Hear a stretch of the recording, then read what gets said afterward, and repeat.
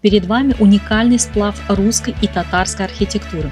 Начинался как мощная оборонительная крепость, а возраст больше 1000 лет.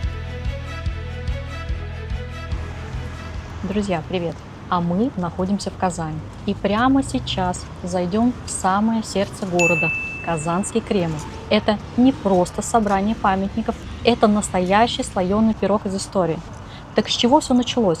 Точной даты никто не знает, но археологи копали и нашли самое старое поселение тут, у реки Казанки. Одни говорят, укрепления были уже в X веке, другие, что только в XII. В общем, древнее место. Дальше интереснее. Пришли монголы, все разорили, и в XIV веке булгарский князь Хасан строит тут уже серьезную крепость. А с 1445 года Кремль и вовсе становится центром Казанского ханства. Представляете, как это выглядело? Мощные дубовые стены, почти 9-метровой толщины, глубокие рвы, а внутри ханский дворец, мечети с высокими минаретами, мавзолеи. Вот, например, как описывал Казань князь Андрей Курбский. Гора высокая, на ней палаты царские и мечети зело высокие, мурованные. То есть уже тогда были каменные здания. Отдельная история – соборная мечеть. По легенде, у нее было аж 8 минаретов. Представляете масштаб? А еще был Тизицкий ров, который отделял ханскую цитадель от остального города. В общем, это место видело все – и булгар, и золотоордынцев, и казанских ханов. Каждый оставил свой след. И сейчас мы по нему прогуляемся.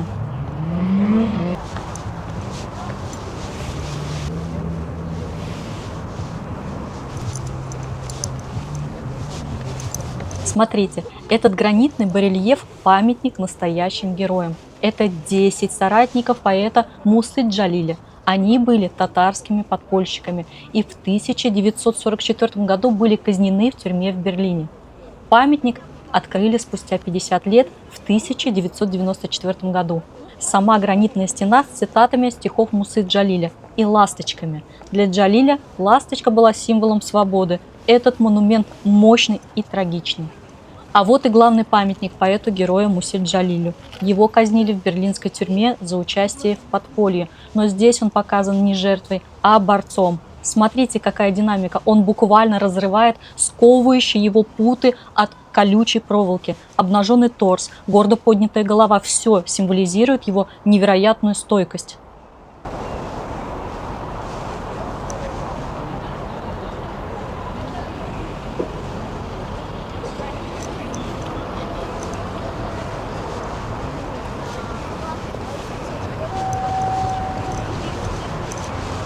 Итак, важный тайм-менеджмент. Если ваша цель просто погрузиться в атмосферу и пройтись по историческим валам, не заходя внутрь музея и башен, хотя это отдельный грех, конечно, то имейте в виду, 1,5 часа – это ваш абсолютный минимум. История не терпит спешки. А мы с вами заходим в Казанский Кремль через главные ворота Спасскую башню. Это наша отправная точка. Построили башню в XVI веке псковские мастера, те самые, кто строил храм Василия Блаженного в Москве. Башня помнит все, и Пугачевский бунт, и визит Екатерины II, которая приказала перестроить ее и сделать выше. Часы на ней, тоже исторические, появились еще в XVII веке. Свое название башня получила в честь иконы Спаса нерукотворного образа, которая располагалась над ее воротами. И вот главный артефакт, друзья, внимание, посмотрите под ноги. Вот туда. Большая часть пути вымощена брусчаткой. Это тот самый элемент, который сохраняет дух эпохи и придает центру города неповторимый живописный вид, достойный кисти старых мастеров. Сейчас мы на центральной улице Кремля, проезд Шейнкмана. Она насквозь проходит по всей территории. Хотя Казанский Кремль является историческим и туристическим объектом, проезд Шейнкмана используется для проезда служебного транспорта и доступа к административным зданиям. Для обычных посетителей движение автотранспорта ограничено или запрещено. Слева находится схема Казанского Кремля, по которой ориентируется, где и какой комплекс находится. Всего комплексов 7.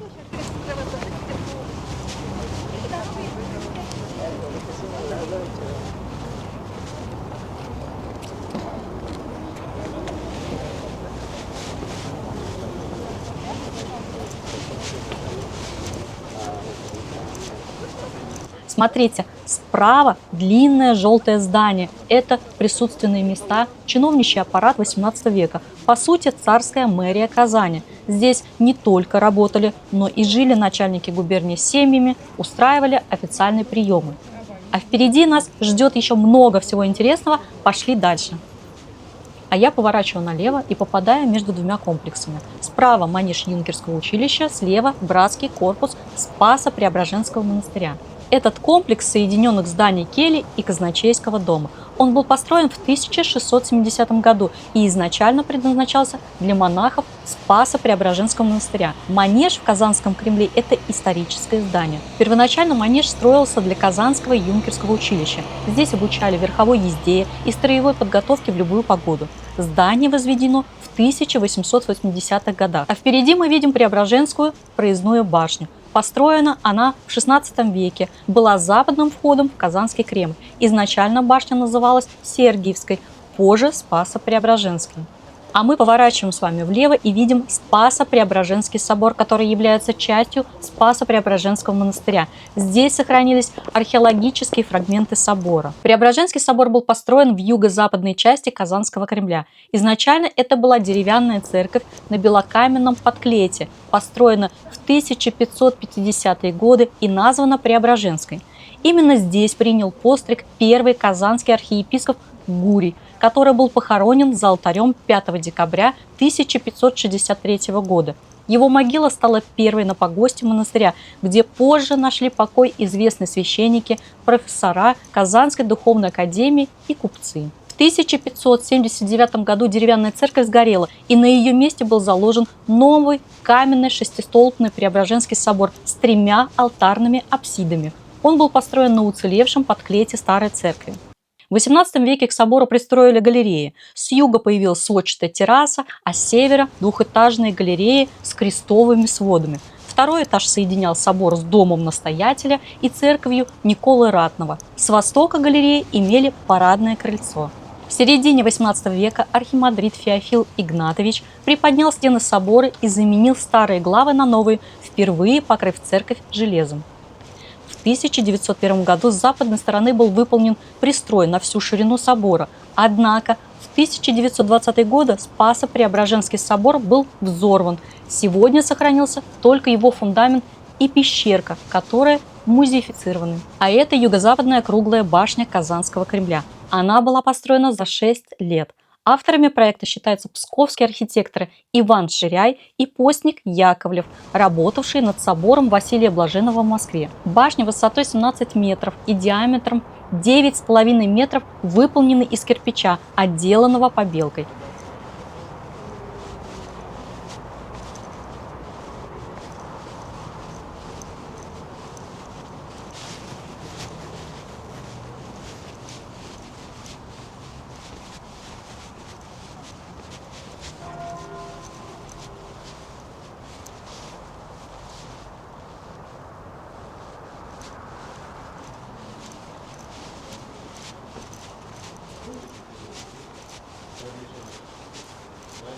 Обратите внимание, справа карта, по которой вы можете определить, с каким зданием вы находитесь рядом. А слева Преображенская проездная башня, которая когда-то служила западным входом в Казанский Кремль. Я вам о ней рассказывала чуть ранее.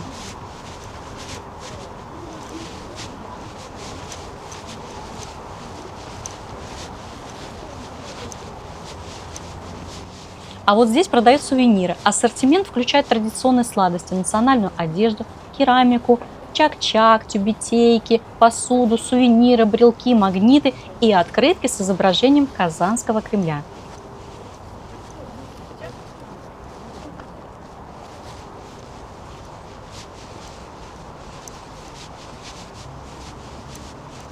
А мы с вами идем дальше. Перед нами здание пожарной части, которое является частью комплекса мечети Кул-Шариф. Оно связано с мечетью стилистически. Форма и цвет купола перекликаются. Теперь о мечети Кул-Шариф. Она построена на месте ханской мечети, снесенной Иваном Грозным после штурма Казани в 1552 году. Открытие нового здания приурочили к тысячелетию города в 2005 году. Мечеть вмещает 1500 молящихся и считается главной мечетью Татарстана. Здесь вы можете увидеть великолепные мозаики и гигантскую хрустальную люстру.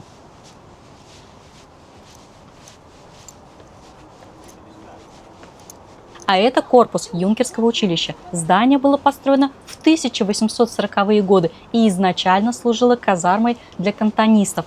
В 1860-е его передали военному училищу, а позже Юнкерскому училищу. Здание было надстроено, и здесь проходила подготовка офицеров. В настоящее время здесь находится центр Эрмитаж Казань и музей естественной истории Татарстана. Давайте с вами зайдем внутрь мечети Кул-Шариф.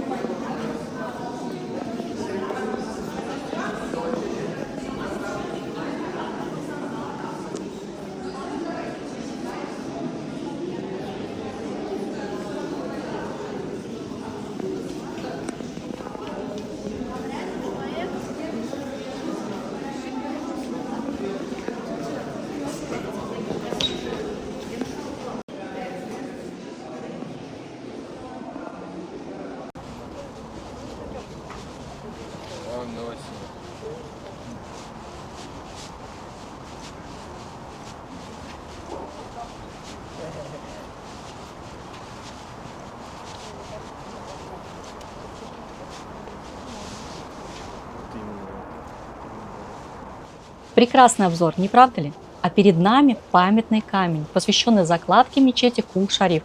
Он был установлен 21 февраля 1996 года на месте будущей мечети.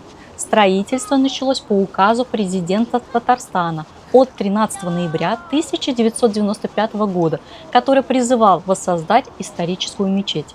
Текст указа выгравирован на камне. С началом строительства памятник перенесли, а площадка перед мечетью используется для религиозных обрядов во время крупных праздников. Идем дальше.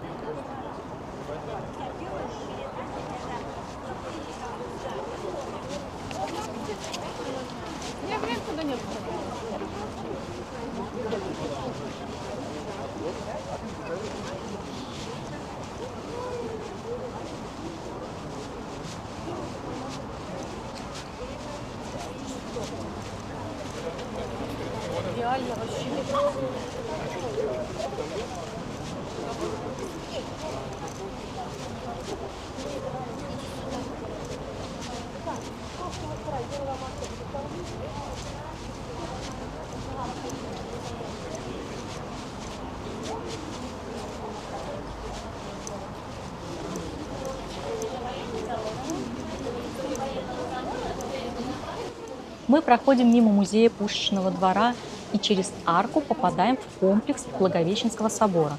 Благовещенский собор был построен в XVI веке и до сих пор сохраняет черты Псковской архитектурной школы, так как его строили псковичи. Собор не раз горел и перестраивался, а большевистские гонения привели к сносу великолепной звонницы. Сегодня он отреставрирован и является действующим храмом Казанской епархии.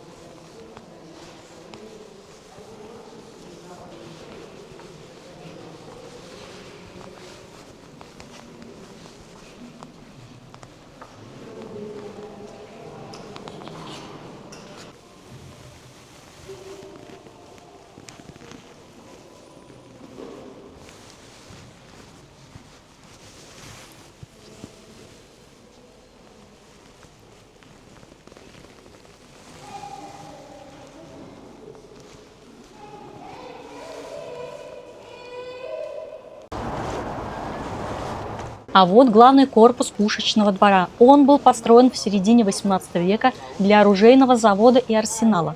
В 1825 году здание реконструировали под квартиры офицеров юнкерского училища. Главный корпус состоит из трех двухэтажных объемов в стиле барокко, соединенных одноэтажными частями. Его украшает множество декоративных элементов, включая арочные окна и пестляры. А это президентский дворец. На месте нынешнего здания раньше находились ханские резиденции. Губернаторский дворец проектировал знаменитый Константин Тон, автор храма Христа Спасителя в Москве. Построен в середине XIX века в псевдовизантийском стиле, он стал резиденцией президента Татарстана. А это знаменитая башня Сюмбюке. Это самое узнаваемое здание Казанского Кремля. Было построено по разным оценкам в период между концом XVII и началом XVIII веков. Существует романтическая легенда, связывающая башню с казанской царицей Сюмбюке, правившей в середине XVI века. А кто же была эта Сюмбюке? Это была казанская царица и регенша над своим малолетним сыном. После смерти хана Сафа Гирея ее правление закончилось в 1551 году. Согласно популярной легенде, башня была построена по приказу Ивана Грозного всего за 7 дней после взятия Казани в 1552 году в качестве свадебного подарка царице Сюмбюке. Легенда гласит, что она бросилась с башни, чтобы избежать брака с Грозным. Историки опровергают эту легенду, поскольку архитектурный стиль башни русское барокко указывает на более позднее происхождение. На самом деле, после взятия Казани и пленения царицы Сюмбюке в 1552 году Иван Грозный выдал ее замуж за Шах-Али, хана Касимовского ханства, который был союзником Москвы и участвовал в завоевании Казани. После замужества Сюмбюке провела остаток жизни в Касимове, где и была похоронена. За башней Сюмбюке находится дворцовая церковь, построенная в 17 веке в Казанском Кремле. По одной из версий, храм возведен на месте мечети Нур-Али. В 18 веке церковь была перестроена и пересвящена как Введенская. В 1749 году она сгорела, но восстановили лишь ее частично после пожара в 1815 году. Император Николай I в 1836 году указал на необходимость восстановления церкви и ее соединения с губернаторским дворцом. В 1859 году церковь осветили в честь сошествия святого. В 2002 году церковь отреставрировали. А мы приближаемся к мавзолею казанских ханов. Улу-Мухаммед хан правил Золотой Ордой с 1419 по 1436 год, став основателем Казанского ханства. Есть версия, что его убил сын Махмуд хан в 1445 году, который также стал ханом и правил до 1465 года. При Махмуде рядом с ханским дворцом был построен мавзолей, где позже захоронили 6 казанских ханов. Всего же казанских ханов было 15, но где похоронены остальные? После взятия Казани русскими мавзолеи использовались как склады для оружия и боеприпасов, но со временем были разобраны. Летом 1977 года во время замены канализации археологи под руководством Альфреда Халикова вскрыли 2 усыпальницы казанских ханов. В них нашли деревянные гробы с богатым убранством. Останки были отправлены в Институт истории Академии наук Татарстана. В 2004 году археологи обнаружили еще несколько гробниц. В 2005 году на этом месте организовали мемориальную зону. Извлеченные в 1977 году останки были восстановлены, и 2 из них были опознаны как ханы Махмуд и Мухаммед Амин. 19 мая 2017 года произошло перезахоронение 2 ханов и 2 неизвестных женщин. А мы направляемся в сторону Тайницкой башни. Башня была построена во второй половине XVI века псковскими мастерами на месте взорванной ханской крепости. Первоначально она называлась Никольской, но позже получила имя Тайницкой из-за близости к тайнику, подземному ходу к источнику воды. Башня была одноярусной, с коленчатым проездом и деревянным шатром. В XVIII веке ее перестроили в двухъярусную с террасой и каменным парапетом. В начале XIX века башня оказалась под угрозой разрушения из-за наводнения, но контрфорс на наружной стене помог сохранить ее до наших дней. Друзья, а мы заканчиваем наше путешествие. Ставьте лайки, пишите комментарии, подписывайтесь на канал. Всем пока!